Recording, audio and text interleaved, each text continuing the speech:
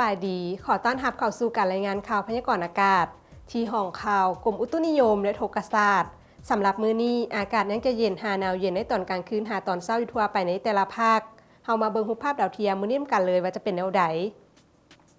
ความกดดันสูงของอากาศเย็นยังปกคลุมทั่วทุกภาคของประเทศลาวด้วยกำลังอ่อนหาปานกลางสมทบกับกระแสลมตะวันออกเฉียงเหนือพัดปกคลุม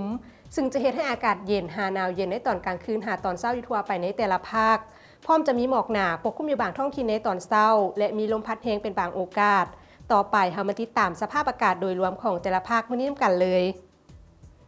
ภาคเหนือด้านตะวันออกอากาศหนาวเย็นพอมีหมอกหนาปกคลุมอยู่ทั่วไปในตอนเช้า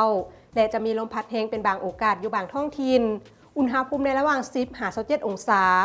ภาคเหนือด้านตะวันตกอากาศเย็นหาหนาวเย็นพอมีหมอกหนาปกคลุมอยู่บางท้องถิ่นในตอนเช้าและจะมีลมพัดแรงเป็นบางโอกาสอุณหภูมิในระหว่าง12-31องศาที่นครหลวงเวียงจันทร์อากาศเย็นในตอนกลางคืนหาตอนเช้าพอมีหมอกบางปกคลุมอยู่ทั่วไปและจะมีลมพัดแรงเป็นบางโอกาสอยู่บางบริเวณอุณหภูมิในระหว่าง19-31องศาภาคกลางอากาศเย็นหาหนาวเย็นในตอนกลางคืนหาตอนเช้าพอมีหมอกบางปกคลุมอยู่ทั่วไปและจะมีลมพัดแรงอยู่บางท้องถิ่นอุณหภูมิในระหว่าง15-32องศาสำหรับแขวงสีสมบูรณ์อากาศหนาวเย็นพอมีหมอกหนาปกคลุมในตอนเช้าและจะมีลมพัดแรงเป็นบางโอกาสอุณหภูมิในระหว่าง12-30องศาภาคใต้อากาศเย็นในตอนกลางคืนหาตอนเช้าส่วนตอนบ่ายอากาศร้อนและจะมีลมพัดแรงเป็นบางโอกาสอุณหภูมิในระหว่าง18-35องศา